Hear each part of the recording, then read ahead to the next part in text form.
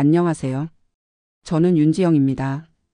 올해 64살이고 요리사 생활을 28년 했습니다. 지금 이 이야기를 시작하려니 마음이 복잡하네요. 제 인생이 이렇게 될 줄은 정말 몰랐거든요. 하지만 지금 돌이켜보면 인생은 참 예측할 수 없는 여정인 것 같습니다. 제 요리 인생은 1977년 19살에 시작됐어요.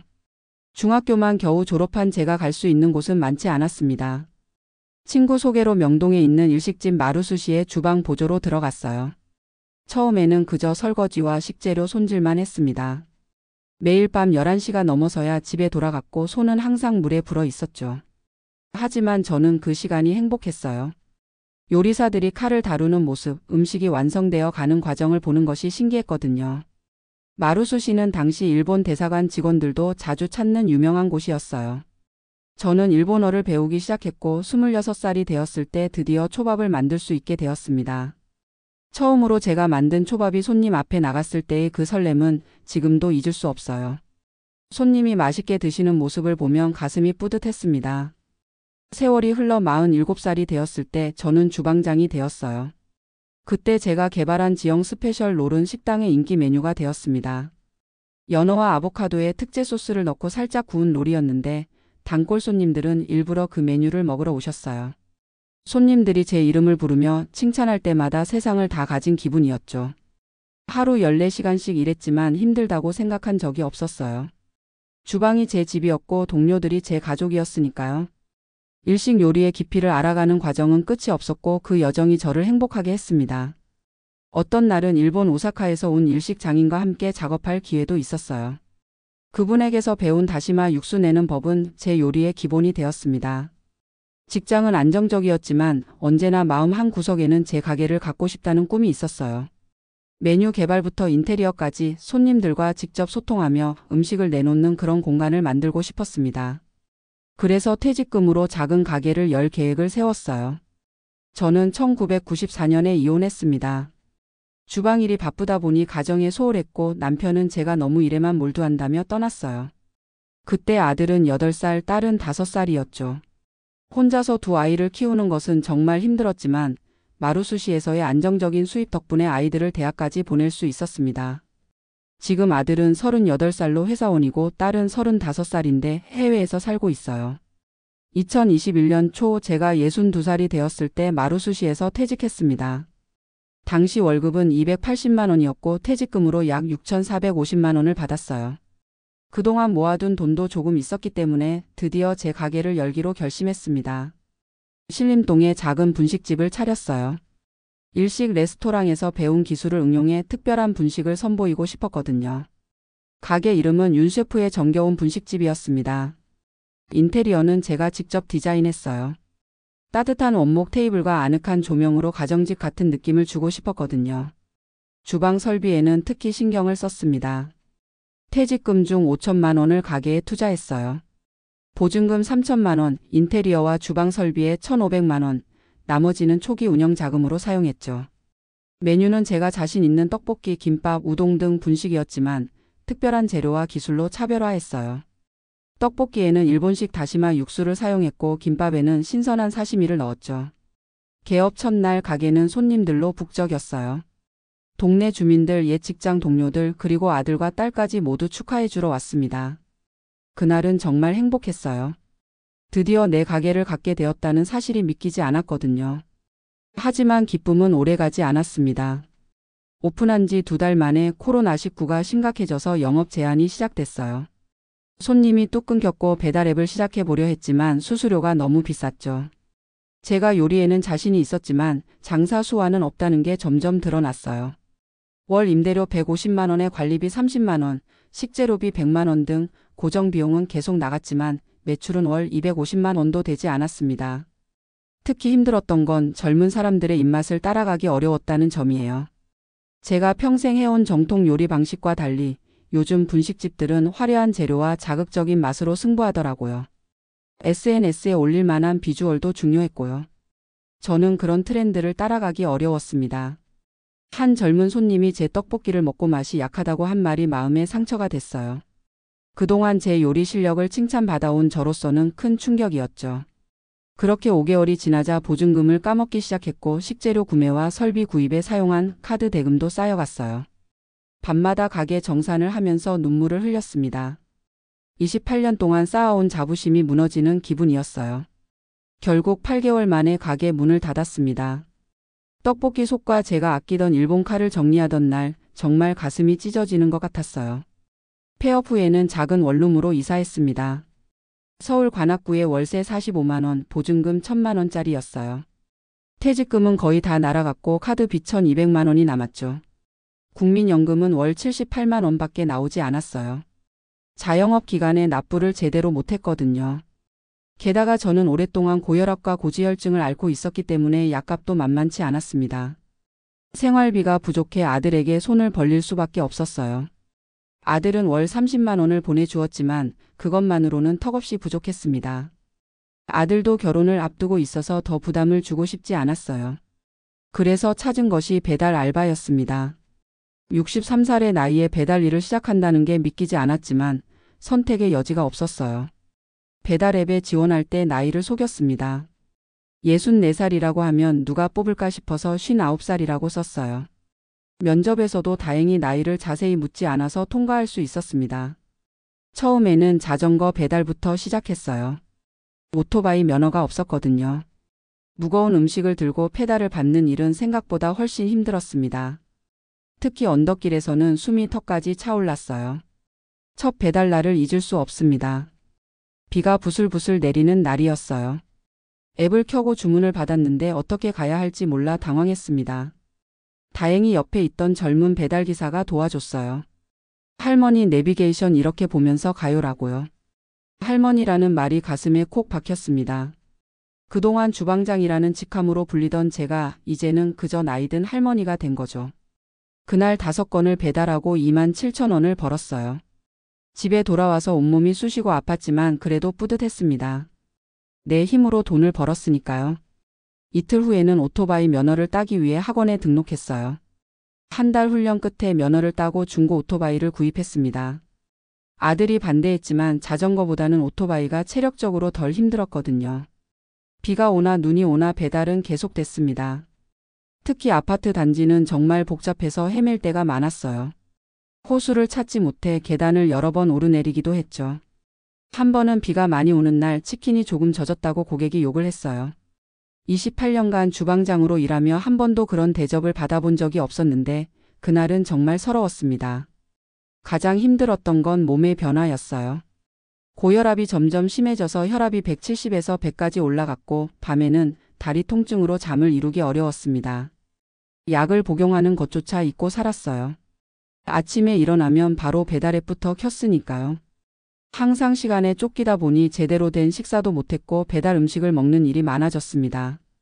한 달에 80만 원에서 90만 원 정도 벌었어요. 국민연금과 아들이 보내주는 용돈을 합치면 200만 원 정도였죠. 월세와 공과금, 약값을 내고 나면 생활비로 100만 원 정도가 남았어요. 빠듯했지만 카드 빚도 조금씩 갚아나갔습니다. 그렇게 7개월이 지났어요. 2022년 7월 15일 제 인생을 바꿔놓은 사건이 일어났습니다. 그날은 정말 비가 많이 오는 날이었어요. 아침부터 가슴이 조금 답답했지만 빗속에서도 주문이 끊이지 않아 멈출 수가 없었습니다. 점심시간이 지나고 3시쯤이었어요. 한 중국집에서 짜장면 4그릇을 배달했는데 내려놓는 순간 갑자기 가슴이 조여들더군요. 숨이 안 쉬어지고 식은땀이 났어요. 무리하면 안 된다는 생각에 마지막 배달을 끝내고 잠시 쉬기로 했어요. 중국집으로 돌아와 오토바이에 올라타는 순간 가슴이 찢어지는 듯한 통증이 왔습니다. 그 뒤로는 기억이 없어요.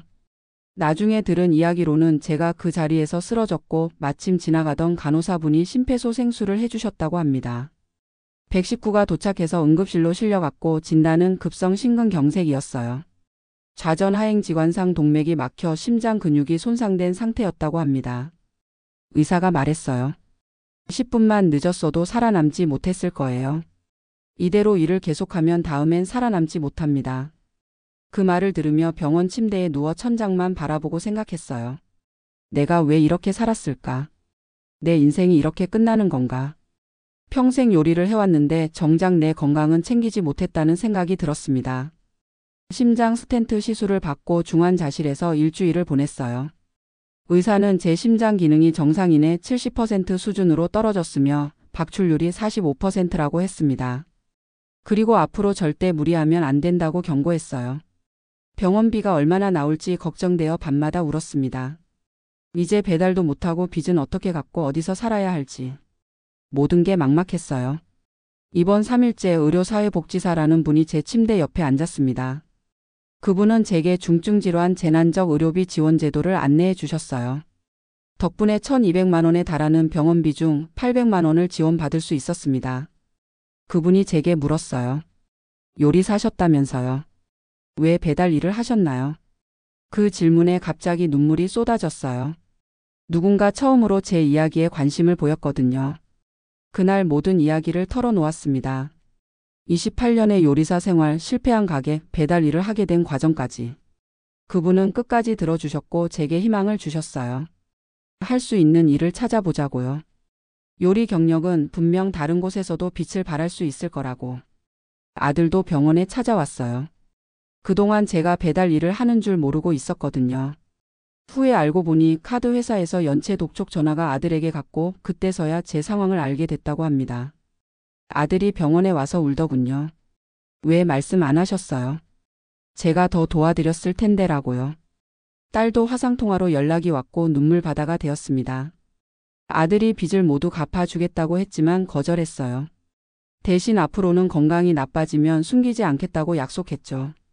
그리고 배달 일은 절대 다시 하지 않겠다고요. 아들은 제게 당분간 생활비를 더 보내주겠다고 했고 감사히 받기로 했어요. 이제는 자존심보다 건강이 중요하다는 것을 깨달았거든요. 병실에서 회복하는 동안 TV에서 실버 세대를 위한 건강식이라는 프로그램을 봤어요. 저염식으로 맛있게 요리하는 방법을 소개하는 내용이었습니다. 그때 문득 생각이 떠올랐어요. 내가 맛있는 건강식을 만들 수 있지 않을까? 주치의가 앞으로 저염식, 저지방식을 해야 한다고 했는데 병원 식단은 너무 맛이 없었거든요. 그날부터 병실에서 레시피를 구상하기 시작했어요.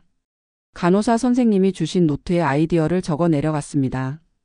소금 대신 레몬즙이나 식초로 감칠맛을 내는 법, 후추 대신 다양한 허브를 활용하는 방법 등을 생각해냈어요. 28년간의 요리 경험이 다시 빛을 발하기 시작했습니다. 퇴원 후 의료사회복지사가 소개해준 건강한 노년 식생활 개선 프로그램에 참여했어요. 처음에는 수강생으로 갔지만 곧 제 경험과 기술이 인정받아 보조 강사로 활동하게 되었습니다. 영양사 선생님들이 건강식의 이론을 가르치면 제가 실제 조리법을 보여주는 방식이었어요. 제가 만든 저염 간장 떡볶이가 특히 인기를 끌었습니다. 그렇게 새로운 삶이 시작됐어요. 저 같은 심장질환자는 염분과 지방을 제한해야 하지만 그렇다고 맛을 포기할 순 없잖아요. 그래서 저는 맛있는 저염식 개발에 몰두했습니다. 제 비법은 일식에서 배운 다시마와 가스오부시 활용법이었어요. 소금 없이도 깊은 맛을 내는 천연 재료들이죠. 여기에 약간의 와인이나 식초를 넣으면 감칠맛이 살아납니다. 처음에는 지역 복지관에서 심장이 편안한 요리교실을 열었어요. 5명의 수강생으로 시작했습니다. 다들 저처럼 심장질환으로 고생하는 분들이었죠. 수업은 주 1회 2시간 과정으로 진행했고 수업료는 1회 3만 원으로 시작했어요. 8주 차에는 수강생이 15명으로 늘었고 대기자까지 생겼습니다. 수강생들이 말했어요. 선생님 덕분에 약 먹는 게 즐거워졌어요. 가족들이 제가 만든 음식을 맛있게 먹어요라고요. 그런 말을 들을 때 가슴이 뭉클했습니다. 제 요리가 다른 사람들의 건강에 도움이 된다는 사실이 정말 보람찼어요. 특히 기억에 남는 분은 박영호 선생님이에요. 68살의 전직 중학교 교장 선생님이셨는데 3번의 심장 수술을 받으셨대요. 식사가 너무 싱겁고 맛이 없어서 우울증까지 생겼다고 하셨어요. 제 수업을 들으신 후 선생님이 감동의 눈물을 흘리셨습니다. 다시 음식의 맛을 느낄 수 있게 되어서 행복하다고요. 그 말을 들으니 제가 다시 주방장이 된 것 같은 자부심이 생겼어요. 성공적인 첫 강좌 후 다른 복지관에서도 강의 요청을 받기 시작했고 시니어 건강식당의 메뉴 컨설팅까지 의뢰받게 되었습니다. 지금은 세계 복지관에서 주 3회 요리 강의를 하고 한 달에 2번 노인 요양원에서 특별 요리 프로그램을 진행해요. 국민연금 78만 원에 강의료 120만 원을 더해 월 200만 원 정도의 수입을 올리게 되었습니다. 가장 인기 있는 레시피는 심장에 좋은 오메가3 지방산이 풍부한 고등어 요리예요. 보통 고등어는 짜게 간을 하지만 제 방식은 달라요. 고등어를 우유에 1시간 정도 담가 비린내를 제거하고 소금 대신 레몬즙과 허브로 맛을 내죠. 여기에 조금의 올리브오일과 구운 마늘을 더하면 풍미가 살아나요. 수강생들은 이런 새로운 방식에 놀라워하고 집에서도 쉽게 따라 할 수 있다고 좋아합니다. 아들이 제 강의를 영상으로 찍어 유튜브에 올리자고 제안했어요. 윤 셰프의 건강밥상이라는 채널이 생겼죠. 처음에는 카메라 앞에서 말하는 것이 어색했지만 점점 익숙해졌어요. 구독자는 아직 500명 정도지만 꾸준히 늘고 있습니다. 특히 같은 질환을 가진 분들에게 도움이 된다는 댓글을 볼 때마다 가슴이 따뜻해져요. 이제는 내 건강도 잘 챙기고 있어요. 일주일에 3번 아침마다 1시간씩 공원을 걷고 매일 혈압과 혈당을 측정합니다. 약도 정해진 시간에 꼭 챙겨 먹고요. 건강검진도 정기적으로 받고 있어요. 의사 선생님도 제 상태가 많이 호전되었다고 하셨어요. 무엇보다 마음이 편안해졌습니다. 특히 기쁜 일은 아들과의 관계가 더 가까워진 거예요. 아들은 이제 주말마다 저를 찾아와요. 함께 요리도 하고 제 유튜브 촬영도 도와줍니다. 딸과도 자주 화상통화를 해요. 예전에는 제가 강한 척하느라 속마음을 잘 표현하지 않았는데 이제는 솔직하게 이야기를 나눕니다. 건강이 안 좋을 때도 숨기지 않고 말해요. 요즘은 심장질환자를 위한 레시피북 출간을 준비하고 있어요. 출판사에서 연락이 와서 기쁘게 수락했습니다. 책의 제목은 맛있게 먹으며 심장 살리기로 정했어요. 제가 겪었던 고통을 다른 사람들은 겪지 않았으면 해요. 맛있게 먹으면서도 건강해질 수 있다는 걸 모두에게 알리고 싶습니다. 돌이켜보면 심근경색으로 쓰러진 것이 저에게는 축복이었어요. 만약 그 사건이 없었다면 저는 지금도 배달 오토바이를 타고 있었을 거예요. 그리고 언젠가 더 큰 사고를 당했을지도 모르죠. 위기가 기회가 되었다고 할까요? 제 인생에서 가장 어두운 순간이 새로운 시작이 되었습니다. 이제는 월 수입이 예전보다 적지만 마음은 훨씬 부자가 되었어요. 예전에는 성공을 돈과 지위로 측정했다면 지금은 행복과 보람으로 측정합니다. 무엇보다 제 손맛으로 다른 사람들에게 기쁨을 줄 수 있다는 사실이 저를 행복하게 만들어요. 모든 분들께 말씀드리고 싶어요. 나이는 숫자에 불과하다고요. 64살의 나이에도 새로운 그리고 더 의미 있는 삶을 시작할 수 있어요. 그리고 건강이 정말 중요하다는 것도요. 어떤 성공과 부도 건강 없이는 누릴 수 없으니까요. 지난주에는 복지관에서 심장질환자를 위한 요리 대회를 열었어요. 제가 심사위원장을 맡았죠. 수강생들이 각자의 레시피로 요리를 선보였는데 그 다양한 아이디어와 열정에 감동했습니다. 대상은 72살 할머니가 받았어요. 콩가루와 들깨가루를 활용한 저염 된장찌개를 만드셨는데 정말 맛있었습니다. 그분의 눈물 어린 수상 소감이 아직도 귓가에 맴돌아요. 선생님 덕분에 제 인생에 새로운 즐거움이 생겼다고요. 얼마 전에는 심장 전문 병원에서 연락이 왔어요. 환자들을 위한 요리교실을 정기적으로 열어보자는 제안이었습니다. 이제 저는 의료진들과 함께 일하는 전문가가 되었어요. 제 레시피가 의학적으로도 인정받는다니 정말 기쁩니다. 쓰러졌을 때는 끝이라고 생각했어요. 하지만 오히려 제2의 인생이 시작되었습니다. 제 요리가 다른 사람들의 건강에 도움이 된다는 게 얼마나 보람찬지 몰라요. 매일 아침 거울을 보며 스스로에게 말해요. 오늘도 누군가에게 맛있고 건강한 한 끼를 선물할 수 있어 행복하다고요. 64살 저의 진짜 인생은 이제부터 시작입니다.